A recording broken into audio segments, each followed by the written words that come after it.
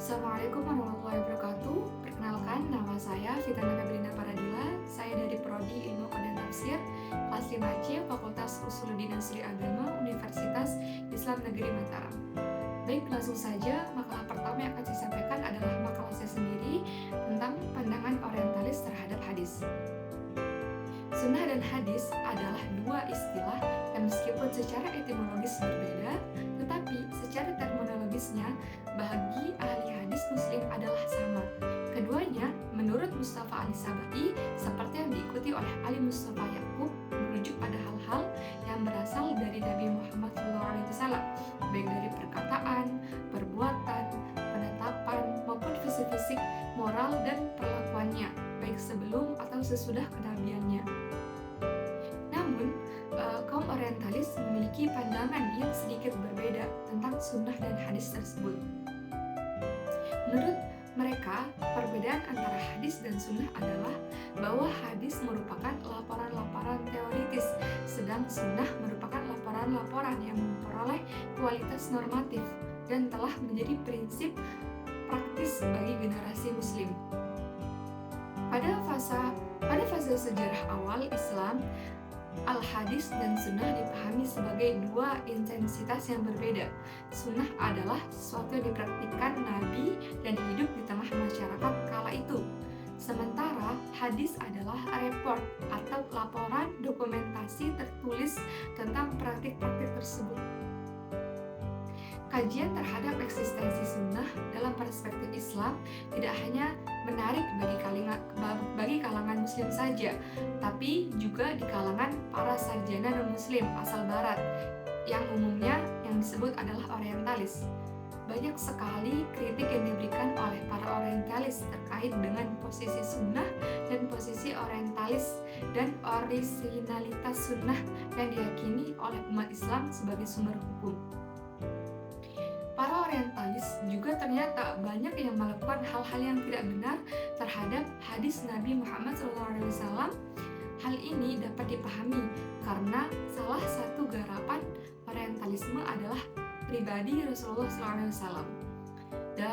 Dalam artian bahwa para orientalis yang memiliki kebencian terhadap Nabi umat Islam ini tidak mungkin tidak melakukan hal-hal yang tidak benar gitu.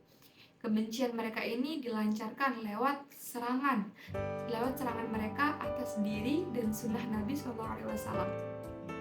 Karena para orientalis ini mengetahui bahwa salah satu fondasi intensitas umat gitu.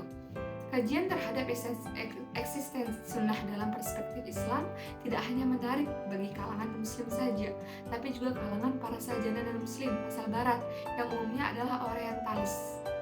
Banyak sekali kritik yang diberikan oleh para orientalis terkait dengan posisi sunnah dari posisi autentisitas dan orisinalitas sunnah yang diyakini oleh umat Islam sebagai hukum. Sebenarnya banyak para orientalis yang sudah merusak sunnah dari apa yang mereka temukan dalam buku berbagai ilmu tentang riwayat-riwayat yang tidak benar dan perselisihan dalam hadis.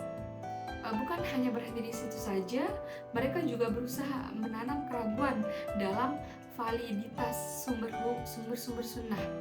Kebatilan tersebut telah banyak didengar oleh kalangan umat Islam yang lemah dan akhirnya diikuti dalam bentuk riset atau tulisan dalam tulisan-tulisan mereka. Dan selanjutnya di bawah ini saya akan menyebutkan beberapa kritik yang disampaikan oleh orientalis seperti Ignaz Goldziher dan Joseph Scott. Yang pertama di sini ada Ignaz Goldziher. Ignaz Goldziher memandang bahwa konsep sunnah mempunyai makna suatu fakta historis mengenai tingkah laku yang normatif bagi generasi-generasi sesudahnya.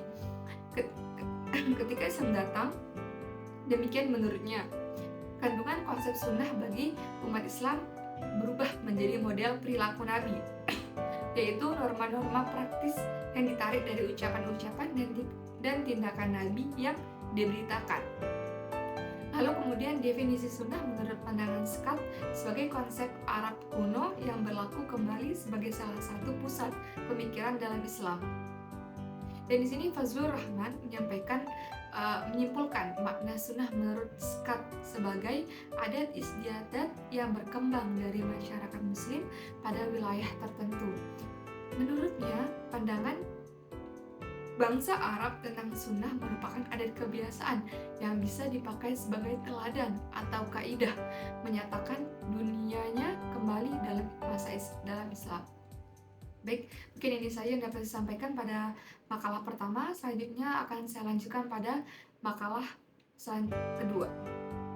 Baik, di sini saya akan melanjutkan memaparkan materi yang kedua tentang Mustafa Al-Azami. Nama lengkapnya adalah Muhammad Mustafa Al-Azami. Beliau lahir di kota Manu, India Utara pada tahun 1932. Nama Azami merupakan nisbat dari daerah Azamgarh. Azami berasal dari kota Mau, distrik Azamgarh, negara bagian utara Pradesh. Jadi nama Azami bukan dari nama marga, tapi nisbat dari daerah asal ayahnya. Kemudian ayahnya Mustafa Al-Azami adalah seorang yang mencintai ilmu dan pembenci penjajahan serta tidak menyukai bahasa Inggris. Sifat ayahnya ini juga turut serta dalam mempengaruhi perjalanan studi Al-Azami, di mana ketika masih duduk di SLTA, beliau disuruh pindah oleh ayahnya ke sekolah Islam yang menggunakan bahasa Arab. Dari sinilah Mustafa Al-Azami belajar hadis. Setelah tamat dari sekolah Islam, Al-Azami kemudian melanjutkan studinya di College of Science di Deoband, sebuah perguruan terbesar di India yang juga mengajarkan studi Islam atau Islamic Studies. Hingga pada tahun 1952 beliau dapat menamatkan studinya. Lalu kemudian melanjutkan studinya lagi ke Fakultas Bahasa Arab jurusan Tadris, yaitu pengajaran di Universitas Al-Azhar, Kairo, Mesir. Kemudian setelah beliau lulus pada tahun 1955 dan memperoleh ijazah Alimiyah Universitas Al-Azhar, beliau kemudian pulang ke tanah airnya, yakni di India. Pada tahun 1956, Azami diangkat sebagai dosen bahasa Arab untuk orang-orang non-Arab di Qatar. Kemudian, pada tahun 1957, beliau ditunjuk sebagai Sekretaris Perpustakaan Nasional di Qatar, yakni di Dar Al-Kutub Al-Qatariyah pada tahun 1964. Kemudian Al-Azami melanjutkan studinya lagi di Universitas Cambridge di Inggris sampai meraih gelar doktor atau PhD dengan disertasi berjudul Studies in Early Hadith Literature atau Hadis Nabawi dan Sejarah Kodifikasinya. Ada beberapa orientalis yang mengkritik hadis. Yang paling terkenal ialah di sini yang seperti ketahui adalah Ignaz Goldziher dan Joseph Scott. Gagasan yang dibangun Scott dengan teori projecting back yang tentu senada dengan apa yang digagas dengan Ignaz Goldziher. Teori yang mengklaim bahwa sanad lengkap yang disandarkan pada otoritas yang kuat dan berujung ke Nabi Muhammad adalah ciptaan para fuqaha. Pada sisi lain juga ada yang mempunyai keinginan memperkokoh mazhab mereka yang ingin dicap sebagai salah satu periwayat hadis yang handal. Hal yang dilihat oleh Scott terhadap hadis adalah dari sisi historis. Kritik yang disampaikan oleh Joseph Scott bahwa sanad adalah buatan orang-orang belakangan karena tidak terdapat dalam kitab-kitab seperti Al-Muwatta dan Al-Um. Al-Azami membantah hal ini karena yang diteliti oleh Scott adalah kitab-kitab fikih. Kitab tersebut tidak cocok dijadikan acuan penelitian hadis karena langsung menuliskan hadis dari sumber pertama dan tidak menuliskan sanadnya agar mempersingkat uraian dalam kitab-kitab tersebut.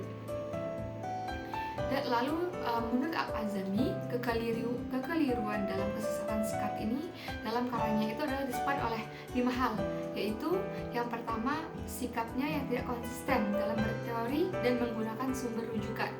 Lalu yang kedua itu bertolak dari asumsi-asumsi yang keliru dan metodologi yang tidak ilmiah. Lalu yang ketiga, salah dalam menangkap dan memahami sejarah kata. Lalu yang keempat itu ketidaktahuannya akan kondisi politik dan geografis yang dikaji. Dan yang terakhir ada salah paham mengenai istilah-istilah yang dipakai oleh para ulama Islam. Mungkin cukup sekian pemaparan saya dalam video ini guna mengumpulkan tugas UAS mata kuliah kuliah pemikiran hadis orientalis. Sekian, mohon maaf jika ada kekurangan.